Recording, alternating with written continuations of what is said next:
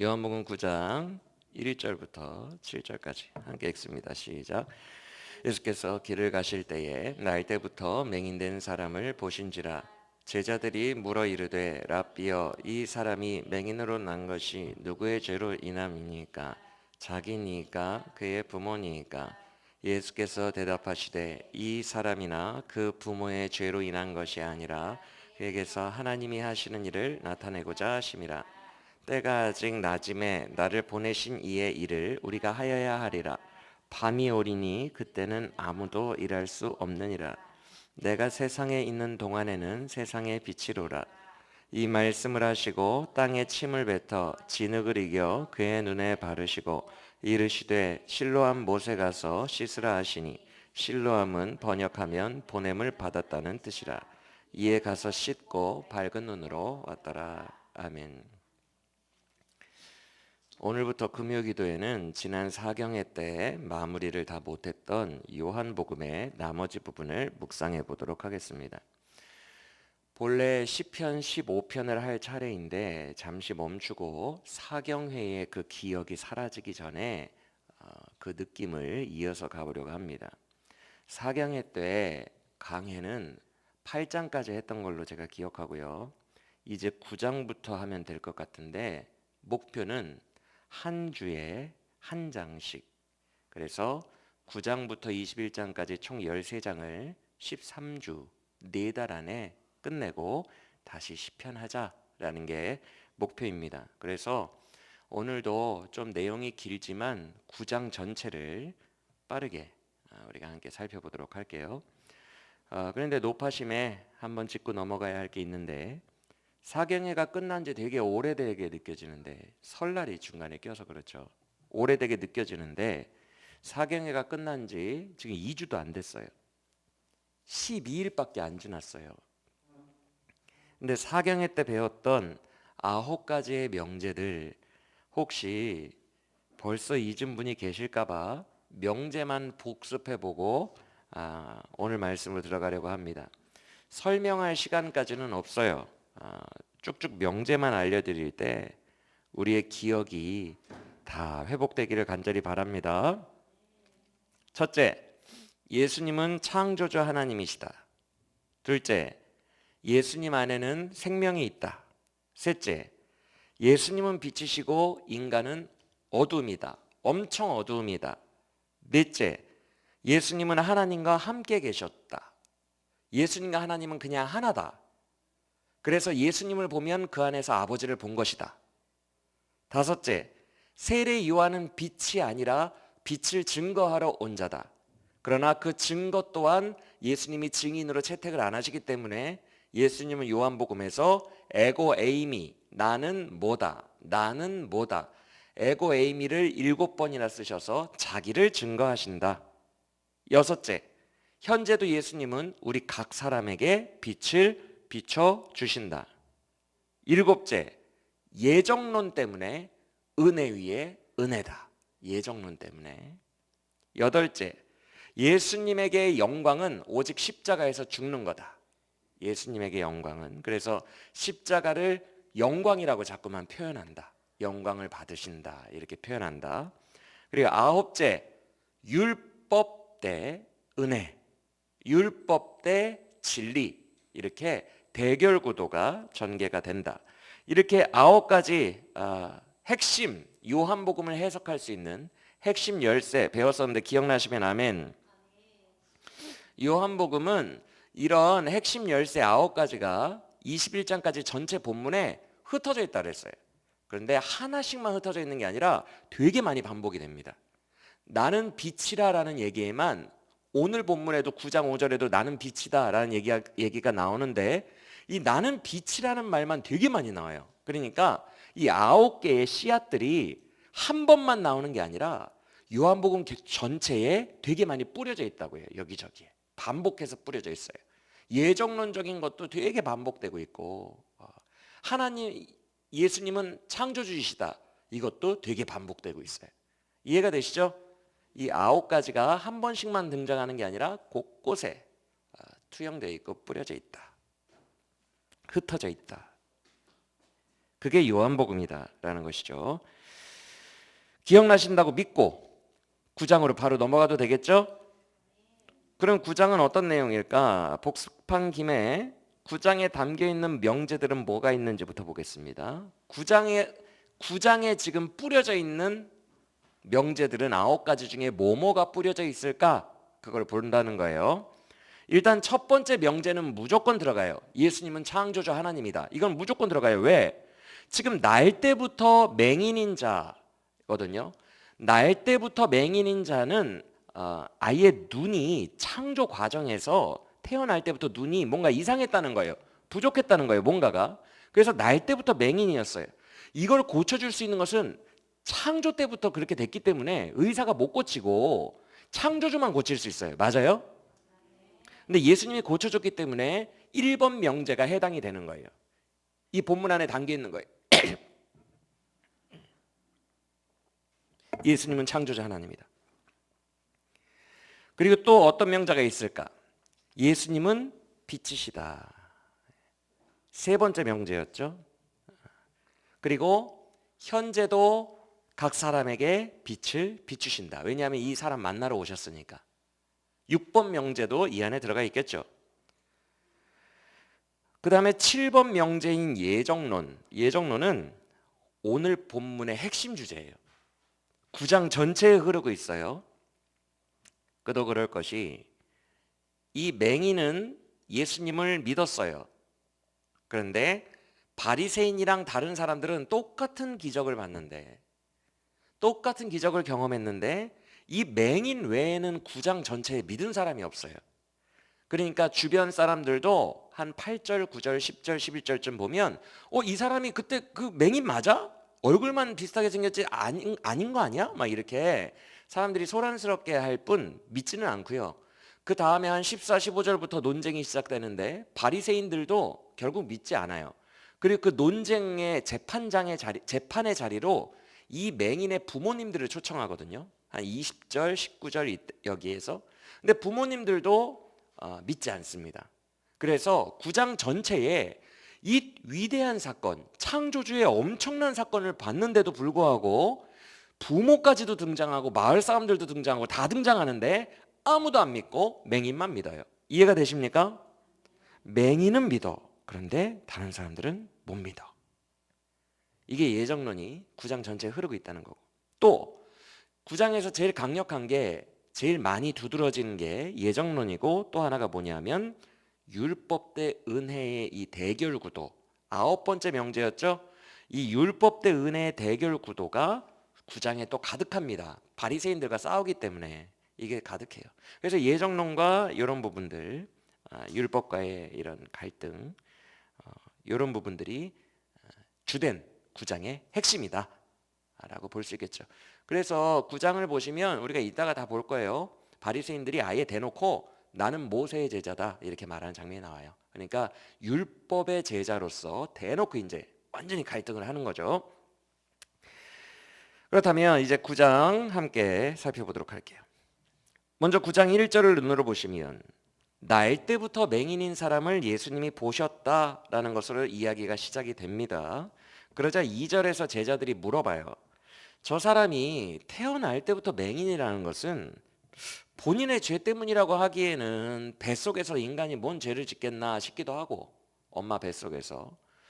그러자니 죄가 없어 보이는데, 애기니까 죄가 없어 보이는데 그럼 부모 죄 때문인가? 이걸 물어봅니다. 그러면 이 제자들의 질문이 그 당시에 바리새인들이 해석하던 신학이에요. 바리새인들이 해석해서 랍비들이 가르치던 신학이라고요. 그 신학을 그대로 앵무새처럼 제자들이 물어본 건데, 제자들의 전제가 뭐냐 하면 하여튼간 장애인은 뭐로 말미암아 됐다는 거예요. 이게 전제가 되어 있는 거예요. 그래서 이 애가 태어날 때부터니까 이 애의 죄가 아니면 부모의 죄라도 있을 거다. 하여튼간 죄로 말미암은 거다라는 그런 전제를 가지고 오죠. 오늘날에도 실제로 바리새인적인 율법주의자들 그리고 신비주의자들이 이와 비슷한 신학을 펼칩니다. 제가 예전에도 몇 번 언급을 해드렸는데 특히 한국 교회의 신비주의는 모르겠어요. 외국은 안 가봐서. 그리고 외국 목사님들 설교는 못 알아들으니까. 한국 교회의 신비주의는 율법주의와 연결이 돼 있어요. 둘은 같이 갈 수밖에 없어요. 그래서 어떻게 되냐면 당신이 죄를 끊어. 그러면 암이 날 거야. 죄를 안 끊고 있으니까 암이 있는 거야. 이렇게 해석을 해요. 그러니까 모든 삶이 형통하게 안 풀리는 신비주의가 뭐예요? 기적이 뻥뻥 일어나서 삶이 형통하게 풀리는 거죠. 그게 신비주의인데 거기에 율법주의를 가지고 온다고요. 그래서 죄가 해결돼야 삶이 잘 풀린다. 죄가 해결되지 않으니까 네가 삶이 이런 거다. 기적이 안 일어나는 거다. 이런 식으로 모든 책임을 인간 쪽으로 다 돌리고 인간이 잘하면 기적이 일어난다. 이래서 신비주의와 율법주의가 결합이 안 될 수가 없어요. 그래서 한국 교회는 이것 두 개가 결합되어 있다.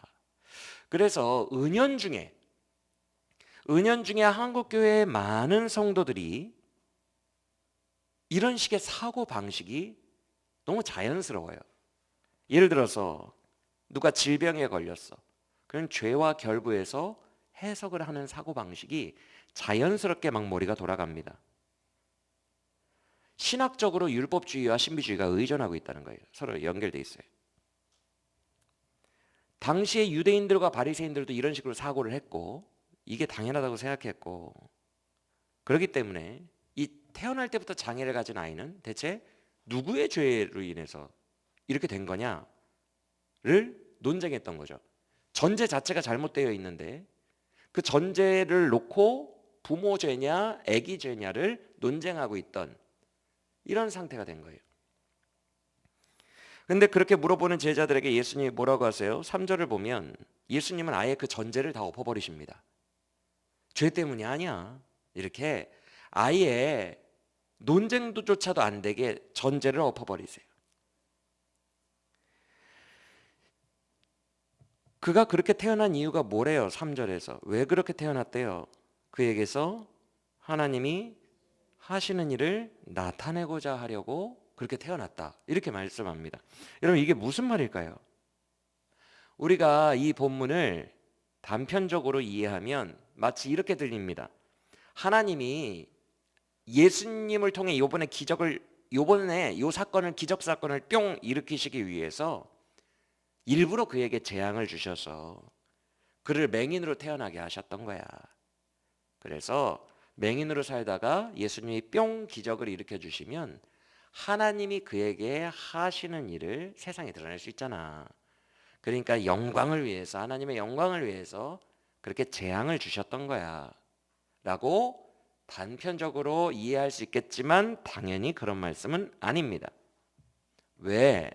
우리가 사경의 때 다 살펴봤지만 요한복음은 기적으로 영광을 드러내지 않아요. 기적에 관심이 없어요. 오히려 기적을 폄하하는 게 요한복음이에요.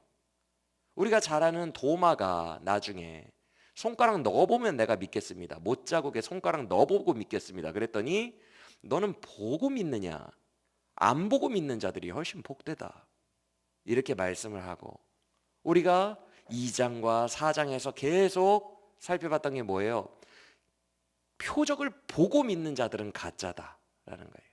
예수님은 그들 마음에 속에 있는 믿음이 진짜인지 가짜인지를 아셨는데 표적을 보고 믿은 건 가짜다. 3장에서 니고데모가 밤에 찾아오는데 그가 온 이유가 3장 1절 표적을 보고 왔다. 그런데 하나도 못 알아들어요. 진리는. 6장 오병이어 표적을 보고 왔다. 예수님이 그들을 보고 수많은 무리가 그를 따라온 걸 보고 너희가 나에게 온 것은 표적을 보고 배부르려 함이라. 표적을 보고 왔다는 건 하여튼 다 비판합니다. 4장 왕의 신하의 아들을 고치신 예수님 너희는 표적과 기사를 보지 못하면 도무지 믿지 아니하니라 화내시고 요한복음은 기적을 폄하하는 복음서예요. 기적에 관심이 없어요. 그래서 지금 이 맹인에게 하나님이 하시는 일을 나타내고자 함이라 이것은 기다렸다가 예수님이 뿅 기적을 펼치셔서 온 세상에 영광을 드러내시려고 한 거다. 이 얘기가 아니라는 거예요. 이해가 되십니까? 여러분, 우리가 물을 포도주로 바꾸시는 2장 가나 혼인잔치에서도 우리가 살펴봤잖아요.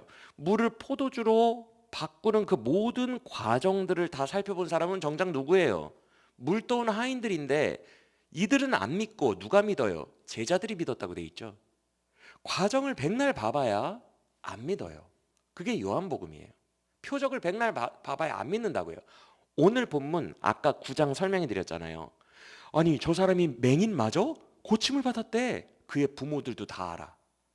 근데 결국 9장 전체에서 믿는 사람은 누구예요? 표적이 분명히 일어났는데 맹인 한 명밖에 없어요.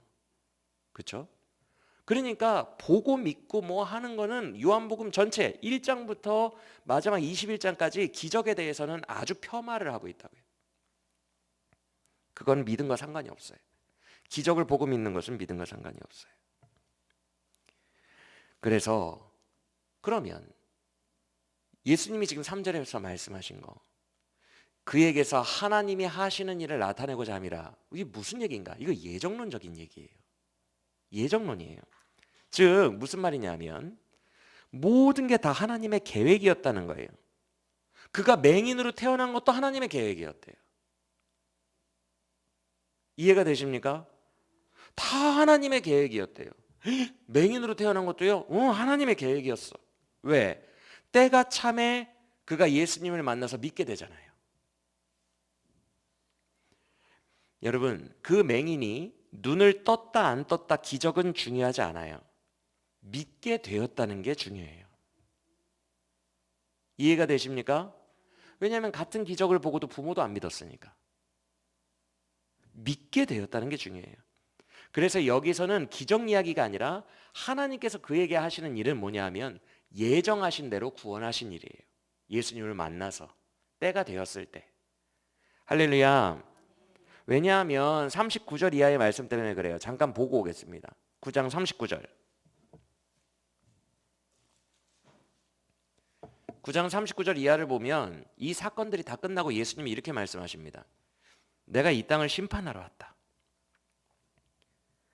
본다고 하는 자들은 결국 나를 안 믿었기 때문에 그들의 죄가 그대로 있어서 심판을 받은 거고, 안 보이는 자는 나를 믿었으니까 심판을 받지 않는 거예요. 지금 맹인, 우리도 맹인인가? 바리새인들이 40절인가 그렇게 말하죠. 41절인가? 그럼 우리도 맹인인가? 그랬더니 예수님이 마지막 구절인 42절에서 뭐라고 하십니까? 너희가 차라리 맹인이었으면 죄가 없을 거야. 근데 다 봐놓고 안 믿었으니까 너희 죄가 그대로 있느니라. 그러니까 뭐예요? 육신의 눈을 뜨고 안 뜨고는 아무 의미가 없다고요. 이해가 되십니까 지금? 본문이 말하고자 하는 바가 이해가 되세요? 바리새인들 지금 육신의 눈 뜨고 있죠. 그렇죠? 아무 의미 없어요. 아무 의미 없어요. 예수님 그거 관심도 없어요. 그래서 반대로 이 맹인이 육신의 눈이 떠진 것은 아무 관심도 없다고요. 그게 중요한 게 아니에요. 믿어 구원받느냐가 중요한 거예요. 할렐루야. 그래서 3절의 말씀은 이런 거예요. 이 맹인이 태초부터 예정된 자다. 예정된 하나님의 자녀였다. 그리고 때가 참에 오늘 본문의 사건을 통해 예수님을 믿게 되었다. 이런 의미예요. 그래서 3절을 보면 그에게서라고 되어 있는 거예요. 그에게서. 아까 전에 오해의 해석이 뭐였어요? 그를 통해서, 이 기적을 통해서 세상이 영광을 받게 하시려고. 보통 이 본문을 가지고 한국교회에서 그렇게 많이 설교를 합니다. 맹인이 된 이유는 결국 하나님께서 기적을 벌이셨을 때 이 사람을 통하여 세상에 자기를 드러내시기 위함입니다. 이렇게 만약에 본문이 해석이 되면 그를 통하여가 되어야 돼요. 전치사가. 그를 통하여 하나님이 하시는 일을 세상에 나타내려 하십니다. 이렇게 돼야 된다고요. 근데 그에게서라고 돼 있어요. 헬라어 원문으로는 전치사가 n이에요. n이 뭐냐면 영어로 in이에요. in. 그의 안에서예요. 그의 안에서. 즉 세상에 막 기적을 드러내고 이런 거 관심 전혀 없어요. 오늘 본문. 오직 그 한 영혼이에요. 한 영혼. 그의 안에서 하나님이 하시는 일을 나타내려고 하십니다. 이해가 되십니까? 즉 예정론이에요. 그 한 영혼, 그의 안에서 예정하신 일을 하나님이 이루어 가시는 것, 그것을 나타내려고 한다. 사랑하는 여러분, 이미 예정되어 있는 분들, 여러분 모두이라는 것을 믿으시길 바랍니다. 여러분 모두가 예정되어 있어요. 그것을 믿고 여러분의 모든 것에 감사하시길 바랍니다. 여러분에 대한 하나님의 예정과 섭리는, 그의 계획은 아까도 말씀드렸지만 온 인생에 걸쳐서 다 예정되어 있어요. 여러분의 전체 인생 평생이 다 예정되어 있다고요. 계획되어 있다고요. 할렐루야. 그래서 감사해야 돼요. 완전하신 사랑 안에 있기 때문에 그래요. 여러분의 모든 인생이, 여러분이 우울하고 형통하지 않을 때에는 사랑 밖에 있는 게 아니에요. 그 모든 것이 다 예정과 계획과 섭리 속에 있어요. 그리고 여러분 인생 전체에서 지금도 하나님의 계획은 착착착착 진행되고 있어요. 그러면 이렇게 생각하는 사람이 있을 거예요. 주님, 하나님이 정말 나를 사랑하신다면 왜 이런 외모로 태어나게 하셨어요? 이렇게. 저도 사춘기 때 교회 형들이 너 치와와 닮았어라고 놀려가지고 나는 치와와구나, 그렇게 사춘기 때 생각하고 거울을 보면서 주님을 원망했어요. 주님, 왜 나는 이렇게 태어났어요? 이왕이면 금수저 물고 태어나게 하시지. 나를 사랑하시면 왜 이렇게 태어나게 하셨어요? 주님, 왜 이렇게 나는 장기가 약해요? 주님, 왜 이렇게 나는 근력이 약합니까? 주님, 왜 이렇게 우리 집은 돈이 없게 태어나게 하셨어요? 이렇게 나의 모든 인생들이 주님이 정말 계획하시고 섭리하시고 예정하신 것이라면 왜 이렇게 태어나게 하셨냐고 우리는 질문할 수 있어요. 맞아요? 근데 주님은 거기에 이렇게 대답하십니다. 내가 너의 인생에 계획하고 있는 것은 목적이 있는데 그 목적은 구속사야. 믿으십니까? 구속사예요. 그 구속사에 맞게 착착 진행되는 거예요. 이걸 요한복음식으로 말하면 제가 읽어드릴게요. 6장 39절입니다. 나를 보내신 이의 뜻은, 예수님이 말씀하시는 거예요. 나를 이 땅에 보내신 이의 뜻은 내게 주신 자 중에 내가 하나도 잃어버리지 아니하고 마지막 날에 다시 살리는 것이니라, 이렇게 말씀하시거든요. 그러니까 이게 구속사예요. 여러분들을 마지막 날에 부활시키셔서 천국에서 영생을 얻게 하시는 것, 그거 목표로 우리의 인생 전체를 이끌어 가신다는 거예요. 믿으십니까? 이게 구속사적인 하나님의 목표고 예정이고 계획이고 섭리예요. 그거 하나만큼은 분명하고, 주님은 여러분들을 위해 일하고 계심을, 오늘도 내일도 일하고 계심을 믿으시길 바랍니다. 그래서 구속사 안에서 감사해야 돼요. 여러분, 천국에 가면요, 이 땅에 조금 더 잘생기고 조금 더 금수저 물고 아무 의미 없다는 걸 알게 될 거예요. 우리가 천국에 가면 절대적인 그 영생 안에서 정말 구원받아서 천국에서 영생하게 되었다는 게 진짜 기쁨이라는 것을 알게 될 겁니다. 그때 가면 이 가치를 알게 될 거예요. 이 땅의 상대적인 금수저, 흙수저는 아무 의미가 없었다는 거. 주님은 가장 좋은 거, 절대적인 것을 주시기 위하여 우리들을 그 구속사의 목표 속으로 그냥 끌고 가셨구나.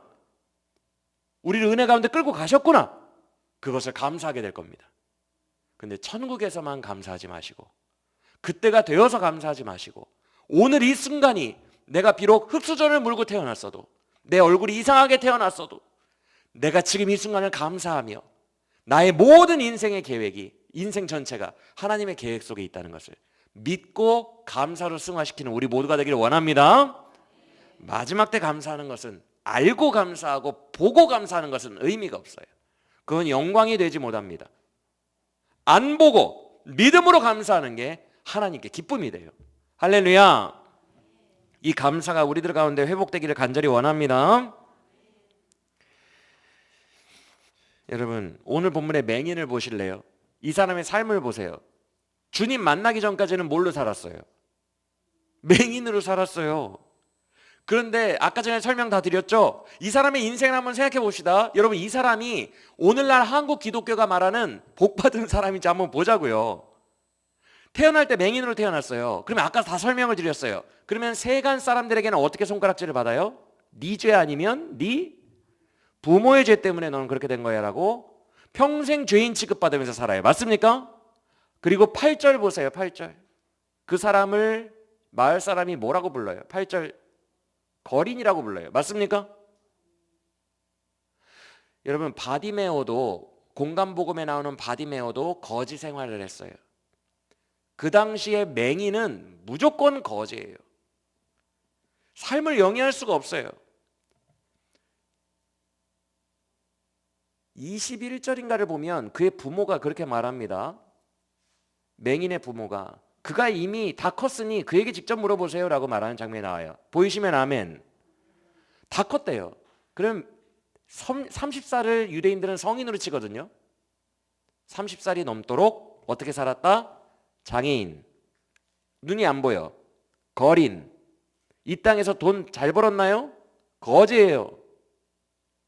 죄인, 네 죄 아니면 부모의 죄. 이렇게 30살을 살았다고요. 그러면 얼마나 최악의 인생을 살았어요? 이 땅의 가치 기준을 보면 이게 인생입니까? 최악으로 살았어요. 맞아요? 근데 이제 예수님을 만났어. 만난 이후에는 어떻게 되는지 봅시다. 만난 이후에 출교를 당해요. 유대인들로부터.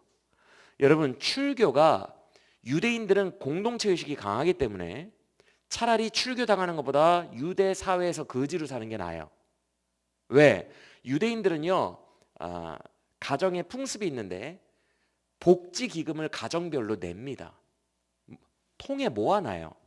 그래서 그 통에 모은 동전들을 거지들에게 이렇게 줘요. 같은 유대인 거지들에게. 그래서 복지 시스템이 가정별로 돼 있어요. 차라리 그만큼 공동체 결속력이 강하기 때문에 우리 동네의 거지는 우리가 책임진다 이런 의식이 있어요. 그래서 공동체 의식이 강하기 때문에 출교가 되잖아요. 사회생활을 못합니다. 아예 사회생활을 못해요. 그런데 지금 거지로 살다가 주님 만난 다음에 바로 출교당하거든요. 그리고 핍박을 받아요. 박해를 받아요. 죽을 때까지. 자, 그럼 이 사람의 인생을 봅시다.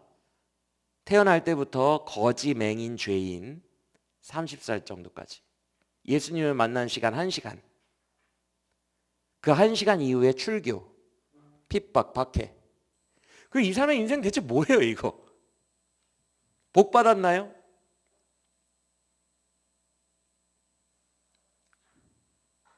인생이 왜 이래? 정말 박복한 인생이거든요. 그런데 주님은 당당하게 말씀하세요. 그는 예정된 자고 그의 인생 전체에 하나님의 계획이 있고 하나님이 그에게 역사하신 것을 나타내는 인생이야. 우리 입장에서는 이해가 안 돼요. 근데 천국을 바라보는 사람은 이해가 됩니다. 주님이 주신 것의 가치를 아는 사람은 이 땅에서 이렇게 박복한 사람이 어디 있어 예수 믿고 이해가 안 돼도 천국의 가치를 아는 사람은 이해가 돼요. 그러니까 예수님이 당당한 게 멋있는 거예요. 여러분 예수님은요 정말 당당하세요. 우리의 눈물과 한숨 속에서도 당당하세요. 우리가 이 땅에서 너무나도 비천해도 당당하십니다. 왜? 그가 주신 영생의 가치가 이 땅의 그 어떤 것과도 비교할 수 없기 때문에. 할렐루야. 그러니까 예수님 엄청 당당한 거예요. 당당해요 예수님은. 가장 좋은 것을 주셨어요. 자기의 생명과 바꿔. 할렐루야.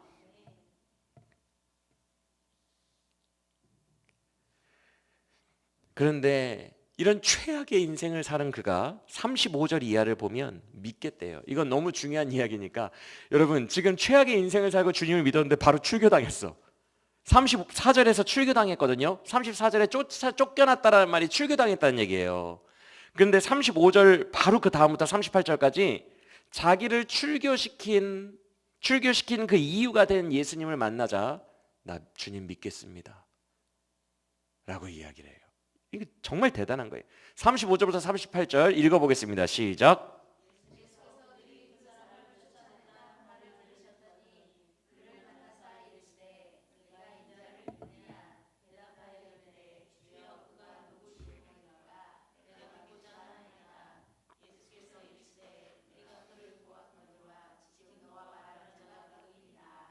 이르되 하고 그의 앞에 절하고 믿습니다. 이게 그의 안에서 하나님이 하시는 일이 나타난 거예요. 이해가 되십니까? 어떻게 이럴 수가 있어요? 여러분, 인간의 상식으로 생각해 봐요. 어떻게 예수님을 믿을 수가 있냐고요. 근데 온 인생이 다 박복한 인생인데 주님을 믿겠다고 하고 절했어요. 이것이야말로 그의 안에서 하나님이 역사하신 거 아닙니까? 지금 이 요한복음에 말씀하는 믿음이 뭔지 이해가 되세요? 이것이야말로 기적이죠. 그의 안에서 하나님이 역사하시지 않고 어떻게 이런 믿음이 있어요? 여러분도 이런 믿음이 있으십니까? 있으시죠? 여러분 안에 있으시죠? 이런 말도 안 되는 믿음이 있잖아요. 그 길을 걸어가고 싶다는 그 믿음. 이 세상이 박복할지라도 나는 그 길을 걸어가고 싶어요. 이 세상이 동경이 되지만 내 안에는 예수께서 주신 그 길에 대한 동경도 같이 있잖아요. 맞습니까? 이 믿음의 줄기가 여러분 안에 심어져 있잖아요. 그게 기적이에요. 그게 하나님이 여러분 안에 하신 일이에요. 그러니까 주님 앞에 오늘도 절하며 예배하는 거예요. 할렐루야. 이게 하나님이 여러분에게 심어 놓으신 씨앗이에요. 믿으시길 바랍니다. 여러분, 우리의 인생도 이럴 수 있어요. 태어날 때부터 나는 외모가 왜 이래? 나는 왜 이렇게 부족해? 나는 금수저를 물고 태어나지 않은 거야. 이렇게 생각하는 사람들이 오늘날 너무 많아요. 기독교인 중에서도 원망하고 불평하고 나의 존재 자체에 대해서 부인하는 거죠. 나는 왜 이래? 그리고 사는 동안 오늘 본문에 맹인처럼 거지로 살고 장애인으로 살고 정죄받으면서 살고 출교당하면서 살고 가난하게 살고 핍박받으면서 살고, 그러면 우리의 인생 중에, 우리 인생 전체 중에 우리는 이렇게 생각합니다. 하나님이 나 안 사랑하시나 보다. 근데 그렇지 않아요. 우리가 태어나서 여기까지 살아온 거, 그리고 우리가 죽을 때까지 살아가는 모든 과정이 다 주의 계획 안에 있음을 믿으시길 바랍니다. 왜 이 땅의 것들을 그렇게 금수저를 안 주신 거예요? 지금은 그게 되게 중요해 보이지만 아니라는 거예요. 천국 가면 당당한 예수님이 나는 이미 너에게 비교할 수 없는 것을 주었다. 가장 좋은 것을 주었다. 그걸 알게 될 거예요, 우리 모두가. 할렐루야.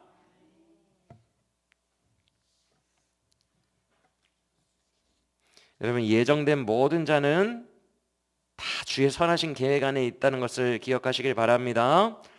그의 계획은 가장 완벽합니다. 하나님은 여러분을 사랑하십니다. 그러니까 계획도 완벽해요. 사랑하는 만큼 완벽해요. 저에게는 왜 이런 가정을 주셨나요? 속 썩이는 가정을 왜 주셨나요? 그것 또한 완벽해요. 여러분에게 완벽해요. 할렐루야. 모든 것이 다 완벽해요. 왜? 하나님이 여러분을 사랑하시는 완전하신 사랑 안에서 완벽한 계획임을 믿으시길 바랍니다. 우리는 다 끝날에 그걸 찬양하게 될 거예요. 주의 신묘막측한 지혜와 그의 지식을 찬양하게 될 거예요. 그의 완전하심을 찬양하게 될 거예요. 근데 그걸 그때만 찬양하지 말고 지금 감사로 영광 돌리시기를 다시 한번 축원합니다. 그러면 구속사로 인도하신다고 했는데 여러분들이 주님을 믿기 전까지는 그 일을 하세요. 믿어지는 일을 하세요. 믿어지도록 계속. 예정된 자들은 믿어질 때까지 계속 구속사를 열심히 일을 하십니다. 그래서 때가 되면 이 맹인처럼 주님을 만나요. 할렐루야. 그럼 믿은 후에는요? 믿은 후에는 물론 내 인생에 계속 계획이 있겠지만 조금 더 단순하게 말하면 다른 사람의 구속사에 여러분이 연관이 되기 시작합니다. 그걸 사명이라고 해요. 이해가 되십니까? 다른 사람의 구속사들에 여러분이 연관이 되기 시작한다고요. 그래서 여러분의 주님 믿기 전까지의 구속사는 여러분이 직접 주님을 만나는 거라면, 주님 믿은 후에 남은 인생의 구속사는 여러분의 주변 사람들이 주님을 만나게 하기 위한 그 구속사에 연결된 사명이라고요. 이해가 되셨으면 아멘.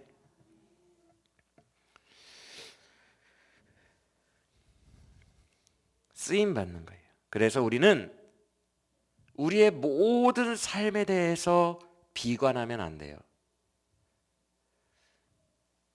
여러분 중에 주님을 이미 믿은 분들이 있죠. 믿은 후에도 여러분의 삶을 비관하면 안 돼요.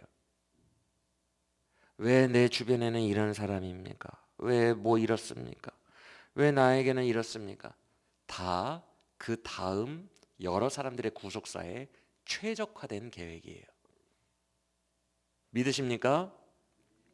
최적화된 거예요. 나를 사명자로 세우기에 가장 좋은 환경으로 나를 인도하신 거예요.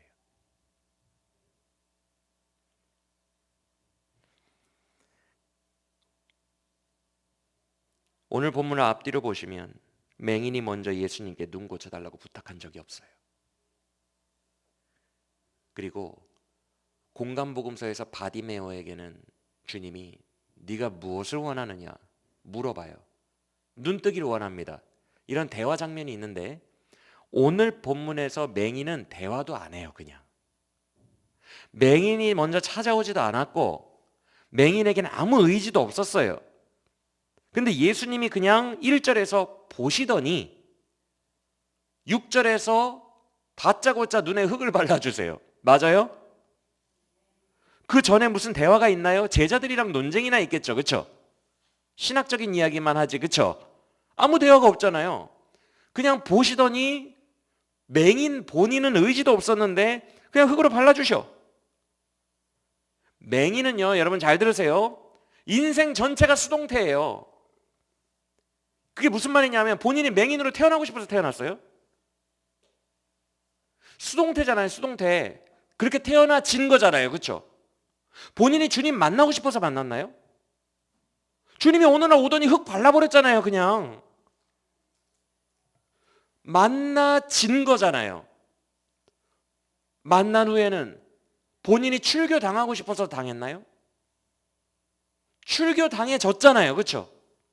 인생 전체가 수동태예요.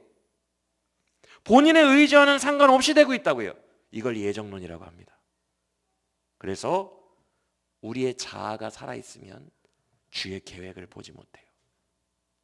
우리가 수동태가 되어야 우리의 삶에서 주의 계획이 보이기 시작해요. 이해가 되시면 아멘. 이 맹인처럼 다 수동태가 되어야 된다고요. 다 수동태가 되어야 우리의 삶에 흐르는 하나님의 구속사를 볼 수 있어요.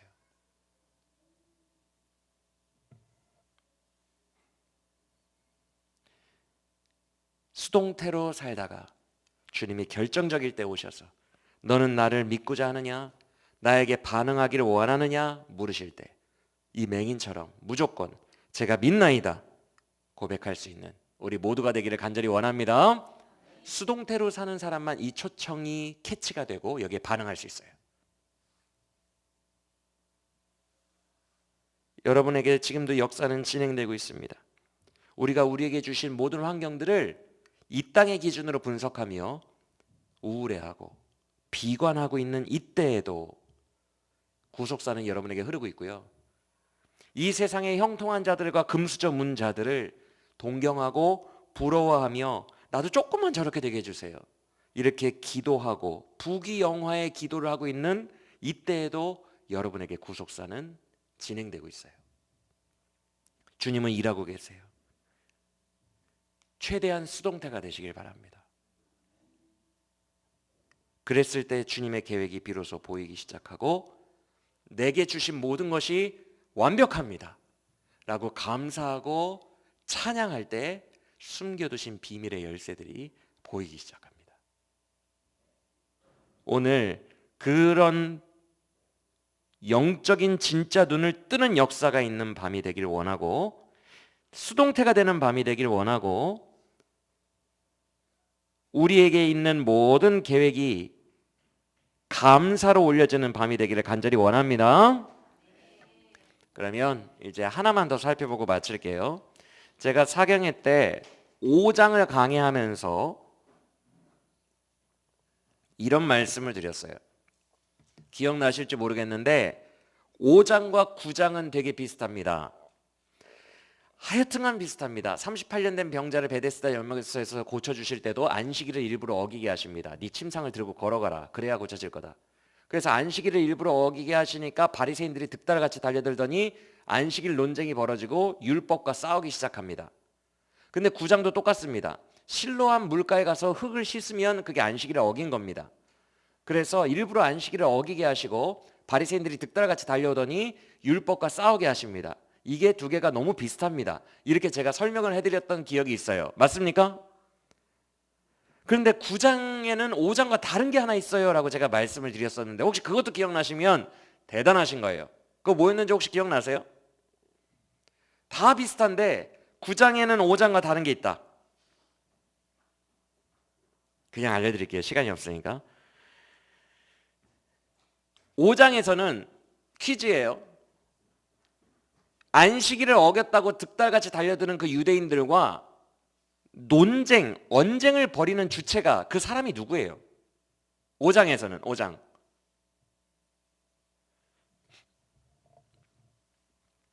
아직 보실 거 없이. 유대인들과 안식일 논쟁하는 사람이 예수님이에요. 예수님. 그래서 5장 말미에 뭐라고 하셨죠? 너희가 성경을 백날 연구하거니와 하나님 사랑하는 마음이 없음을 내가 알았도다. 너희가 너희의 영광을 위해서 성경을 연구하니 성경의 결과가 나에게로 오게 하는, 예수께로 오게 하는 결과로 나오질 않는다. 너희는 하나님을 사랑하지 않는다. 이렇게 말씀하시는 장면이 나오죠. 예수님이 5장에서는 직접 바리새인들과 논쟁하신다고요. 근데 9장에서는 마치 예수님이 쓱 자리를 피하신 것 같아요. 쓱 피한 것 같고 누가 논쟁을 해요? 바리새인들과. 맹인이에요. 이게 다르다고 했어요. 5장은 예수님이 했다면 9장은 제자도입니다. 제자도 이렇게 살아야 된다. 그래서 논쟁하는 주체가 달라요. 그리고 논쟁 다 끝나고 출교 당하고 나니까 예수님이 쓱 오시더니 너 나 믿을래? 이러십니다. 마치 그 자리를 피하신 것처럼 보여요. 근데 그게 아니에요. 5장에서 이미 예수님은 담대하게 싸우셨어요. 9장에서는 이제 제자가 싸우는 거예요. 이게 차이점이에요. 이해가 되시리라 믿습니다. 그래서 7절을 보시면, 오늘 본문 9장 7절을 보시면 여러분 실로암이라는 찬양 유명하잖아요. 여기서 나왔는데, 실로암이라는 말 요한복음밖에 없어요. 여기서 나왔는데 뜻이 뭐래요? 우리는 실로암의 뜻이 어두운 밤에인 줄 아는데 그게 아니라 실로암의 뜻은 의외로 제자로 파송받았다는 뜻이에요. 그걸 일부러 써놨어요. 9장에. 왜? 제자도 장이니까. 이해가 되십니까? 제자도 장이니까 일부러 실로암을 써놨다고요. 보냄을 받았다는 거예요. 그때는 5장 때는 예수님이 직접 싸웠지만 이제는 구원받은 제자를 보내셨다는 거예요. 여러분, 이제 우리가 가는 거예요. 세상으로. 구원받았다면 우리가 가는 거예요. 이게 요한복음의 제자도 신학과 일치하는데 우리 쭉 보고 오겠습니다. 찾아서 팍팍팍팍 보는 거예요. 따라오세요. 15장 18절 19절 쭉 그 제자도와 관련한 요한복음의 내용들만 찾아보는 거예요. 15장 18, 19절 시작.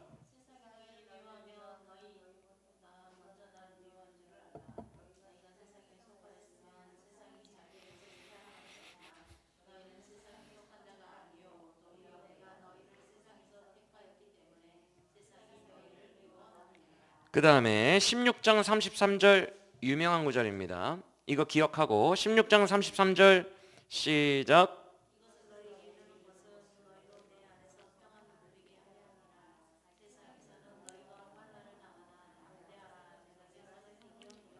17장 14절 17장 14절 시작.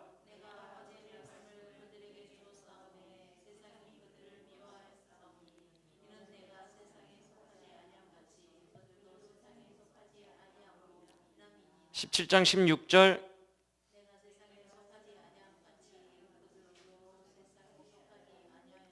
그 밑에 18절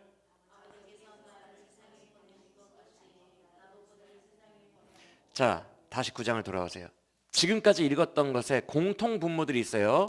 첫째, 아버지가 나를 이 세상에 보낸 것처럼 나도 이제는 제자들을 세상에 보냈다라는 명제예요.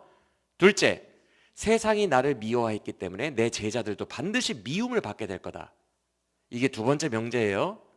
셋째, 그 미움의 구체적인 현상은 환난이다. 너희가 세상에서 환난을 당하나 담대하라. 맞아요? 세상이 너희를 미워하는 게 당연하고 환난을 받는 게 당연하다. 그리고 또 하나의 명제, 마지막 명제 계속 반복되는 거예요. 너희는 세상에 속하지 않았다. 내가 세상에 속하지 않은 것처럼 너희는 세상에 속하지 않았다. 그래서 만약에 너희가 세상의 것이었다면 세상이 자기의 것을 사랑하였으려니와 너희가 세상에 속하지 않고 예수에게 속했기 때문에 세상은 남의 것인 너희를 미워한다. 이렇게 돼 있어요. 이게 요한복음의 제자도 신학입니다. 요한복음에는 제자도가 많이 나와 있진 않아요. 회심을 위한 책이기 때문에 회심 이후의 제자도는 많이 나와 있진 않지만 그래도 조금 나와 있는 제자도가 특징이 이래요. 4가지 명제 정도예요. 근데 그것을 압축하면 뭐예요?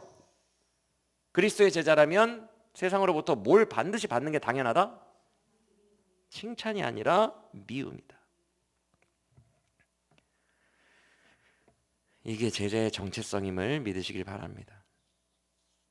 이 제자의 운명이에요. 세상에서 미움을 받지 않으면 이건 제자가 아닙니다.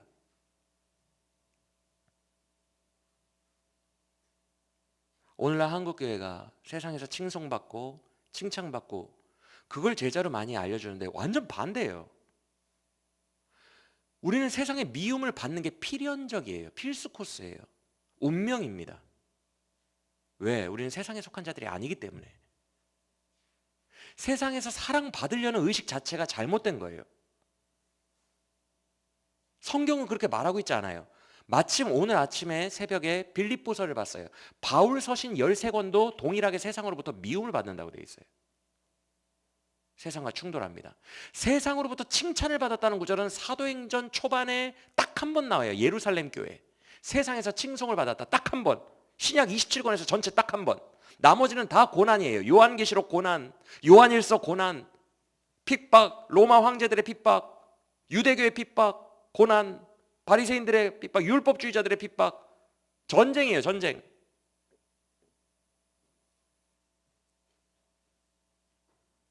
이게 성경이 말하는 제자도예요. 오늘 새벽에도 말씀드렸지만 불편한 진실이라고 해서 거짓말은 하면 안 돼요. 그렇게 살기 싫다고 해서 거짓말은 하면 안 돼요. 옳은 방향을, 성경적인 방향을 설정하고 진리를 따라가려고 노력을 해야지 하기 싫다고 해서 거짓말하면 안 된다고요. 내가 암이라는 것을 인정하기 싫다고 해서 나 암 아니야, 암 아니야 그래봐야 뭔 소용이에요. 나는 암인데. 인정을 해야 된다고요. 받아들여야 된다고요. 그 안에서 소망을 찾아야 되고 바른 길을 걸어가야 돼요. 맞습니까? 진리는 그런 거예요. 진리는 세상과 제자를 대결 구도로 삼습니다. 그러면 오늘 본문 9장으로 돌아와서 보내심을 받은 제자는 세상에 무엇과 제일 많이 싸울까요? 오늘 본문대로라면. 그리고 바울 서신에도 그렇고 흐르는데 뭐와 제일 많이 싸울 것 같아요?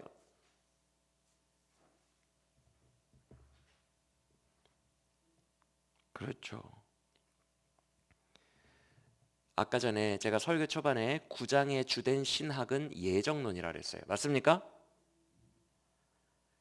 사실 예정론은 요한복음 전체의 주제고 장로교를 포함한 대부분의 개혁, 종교 개혁의 후예들은, 개혁 신앙의 후예들은 예정론을 믿어요. 그걸 복음주의라고 합니다. 우리는 다 그걸로 회심했어요. 요한복음 전체의 주제가 예정론이고 9장 전체의 주제가 예정론이고 우리가 믿고 있는 복음주의 종교 개혁 사상이 예정론이에요. 이해가 되십니까? 그런데 이 예정론은 필연적으로 운명적으로 누구랑 싸울 수밖에 없냐면 율법주의와 싸웁니다. 반드시. 왜? 둘은 반대니까. 같이 설 수가 없어요. 그게 9장에서는 16절을 읽어보겠습니다. 16절, 9장 16절 누가 등장하는지 시작.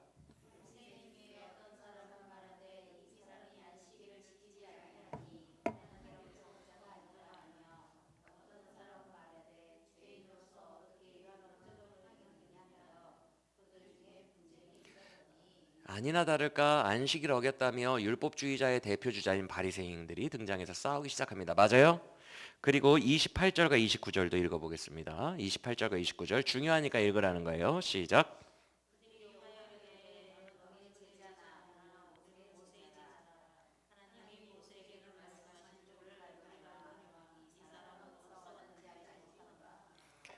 자, 참 재밌어요. 방금 읽은 28절 보세요. 바리새인들이 뭐라 그래요? 구분을 합니다. 너는 그의 제자다. 예수의 제자다. 그리고 우리는 누구의 제자다? 모세의 제자다. 그러면 9장은 누구끼리의 싸움이에요? 제자끼리의 싸움이 되는 거예요. 그게 보내심을 받은, 세상에 보내심을 받은 제자들의 싸움이에요. 율법주의와 필연적인 싸움을 하게 된다는 거예요.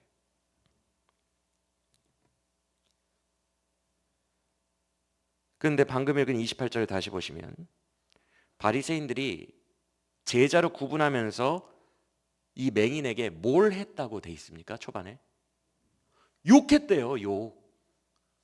헬라어 원어로도 욕설하다, 욕하다라는 단어예요. 욕을 했대요. 여러분, 진짜 복음주의를 따르려고 하면 욕설을 먹게 돼 있어요. 그냥 매너 있는 논쟁이 아닙니다, 여러분. 욕을 먹어요. 욕을. 왜 욕을 먹냐 하면 율법주의는 복음주의를 들으면 매우 화가 나요. 화가 날 수밖에 없는 이유를 말씀드릴까요? 여러분, 공부 잘하는 애들이 제일 싫어하는 게 뭔지 아세요? 열심히 공부했는데 선생님이 자 이번 시험은 그냥 다 100점 이럴 때 제일 짜증나요. 율법주의자들은 거룩하게 살려고 노력했던 사람들이에요. 예정론은 죄인 우물가의 사마리아 여인, 남편을 6번 바꾼 그 죄인 여인도 일방적으로 구원하십니다. 아무것도 묻지 않으세요. 묻지도 따지지도 않고 그냥 구원하세요. 율법주의자들은 공부를 열심히 한 사람들이에요. 거룩하게 살아야지, 거룩하게 살아야지. 왜? 거룩하게 살면 기적도 일어나고, 신비주의와 결탁해서 거룩하게 살면 복도 받고, 거룩하게 살면 이 땅에서 부귀 영화를 누리고, 이런 신학을 가지고 있기 때문에 노력을 합니다. 열심히 공부를 한다고요. 열심히 공부하는 사람들은 선생님이 그냥 이번에는 다 100점 처리하자 얘들아 그러면 제일 화를 냅니다. 왜 그래요? 나 열심히 공부했는데 왜요? 이런 게 어디 있어요? 욕을 해요. 복음주의가 여러분들 다 용서하셨습니다. 어떤 죄를 지어도 예수님이 십자가에서 그 죄의 대가를 치르셨습니다. 이렇게 말하면 입에 거품을 물고 욕을 하는 사람들이 오히려 같은 기독교 내에 있는 복음 율법주의자들이라고요. 욕이 들려요. 욕이. 화를 내요.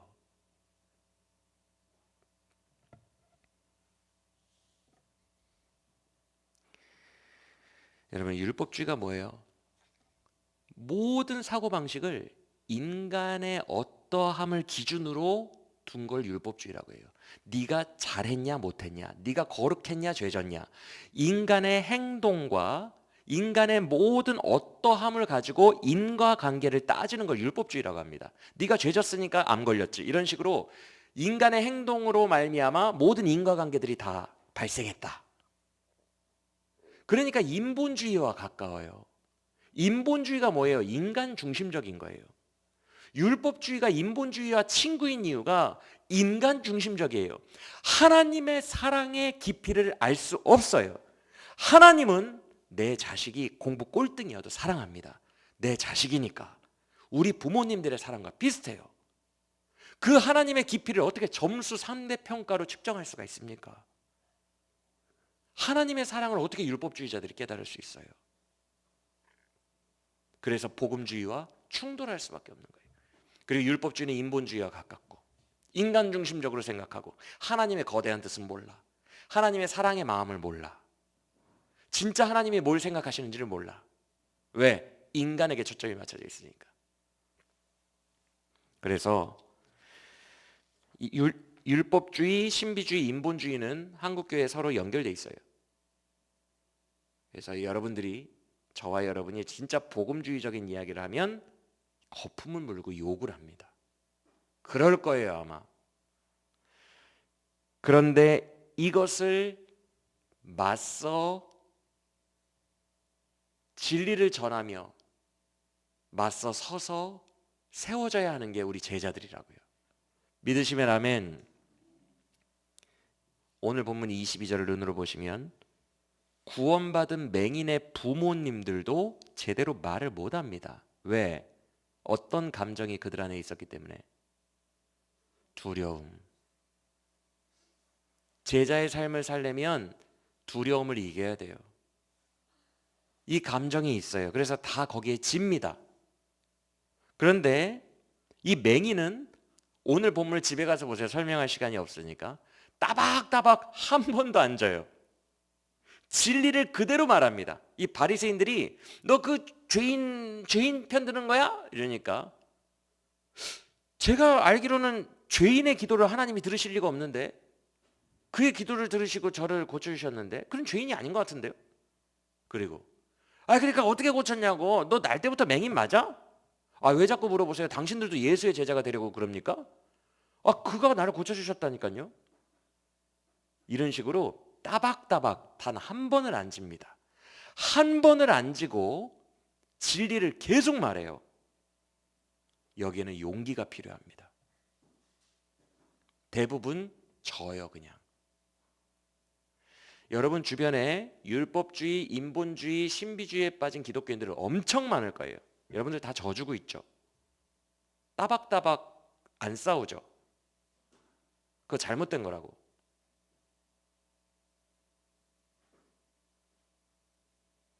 저는 신학교 때부터 이거 싸워왔어요. 신학교 때부터. 모멸감을 느끼면서.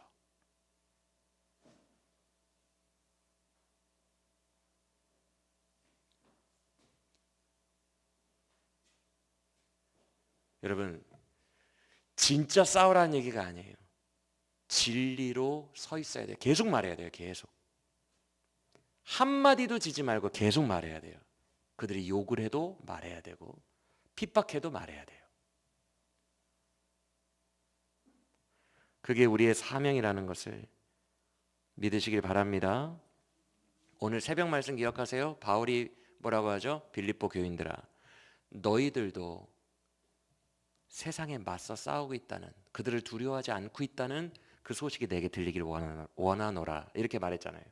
너희가 무서워하지 않고 있다는 소식이 좀 나에게 들렸으면 좋겠다. 그래서 뭐라고 하죠? 너희가 무서워하지 않고 계속 싸우고 있다면 그것이 너희에게는 구원의 증거다 라고 말했어요. 너희가 고난을 받고 있다면, 그리스도로 말미암아 고난을 받고 있다면 그것이 너희의 구원의 증거다. 말씀을 마칩니다. 사랑하는 여러분, 어차피 기독교라는 게 그런 것 같아요. 우리는, 저와 여러분은 늘 이 땅에서 잘 되는 것을 동경하고 부러워하고 꿈꾸죠. 이 땅에서 누가 욕먹고 살고 싶습니까? 칭찬받고 살고 싶지. 늘 그런 것들을, 이 땅에서 좋은 거, 이 땅에서 칭찬받고, 이 땅에서 잘 되고, 이 땅에서 형통하고, 그런 걸 되게 동경하고 부러워해요. 그러니까 다 그 신학으로 가는 거예요. 바리새인들의 신학, 율법주의, 신비주의로 다 빠져들어가는 거예요. 인본주의로. 왜? 다 이 땅을 좋아하는 마음이 있어서 그래요. 이 땅에서 칭찬받고 유명해지고 돈 벌고. 근데 바리새인들의 신학이 딱 그거잖아요. 신비주의자들의 신학이 딱 그거잖아요. 거룩하게 살면 돈 벌 거야. 거룩하게 살면 암 떨어질 거야. 네 자식이 서울대 갈 거야. 다 이 땅의 결과물을 놓고 홀리는 자들이 신비주의자들, 율법주의자들, 인본주의자들 아닙니까? 다 여러분과 제가 그걸 다 좋아하기 때문에 대다수의 한국 교인들이 그쪽으로 쓸려가는 거예요. 어쩔 수 없는 현상이에요. 우리가 다 이 세상을 좋아하니까. 우리의 육신이 우리를 그쪽으로 기울도록 유혹하니까. 그런데 기독교라는 건 이런 것 같아요. 매 순간 말씀 안에서 내가 이 땅을 얼마나 초월하고 초연하게 살 수 있느냐의 문제인 것 같아요. 맞습니까? 결국 그 싸움이에요. 기독교는. 우리는요, 설령 내 삶이 맹인처럼, 내 삶은 왜 이래? 태어날 때부터 지금까지 대체 왜 이렇게 박복한 거야? 맹인의 삶처럼 형통하지 못한다 할지라도 예정되어서 구원을 거저 받았음에 이 은혜에 깊이 감사하는 삶을 살아야 합니다. 할렐루야. 그리고 구원 받았다면 세상 속에서 고난받으며 제자로 살아가야 돼요. 이 맹인처럼 끝까지 진리를 전해야 돼요. 결국 출교당했다 그랬죠. 결국 출교당하고 결국 순교하고 그랬던 게 우리 믿음의 조상들이에요. 진리 때문에 순교하고 진리 때문에 출교당하고. 그런데 오늘 아침 바울의 본문은 그렇게 말하잖아요. 그게 바로 구원의 증거다. 너희가 구원받았다는 증거가 그런 제자의 삶을 살고 있다는 게 그 증거다라고 말씀하십니다. 여러분, 우리의 삶에도 구원의 증거가 있기를 원합니다. 우리에게 주신 진리를 주변에 담대하게 전합시다. 그게 우리의 사명입니다. 진리를 굽히지 말고 전해야 됩니다. 결국에는 핍박과 욕설이 들려오겠지만, 결국에는 갈등이 폭발하게 되고 우리가 손해를 보게 되겠지만, 끝까지 담대하게 이 진리를 전하는 우리 모두가 되기를 간절히 원합니다.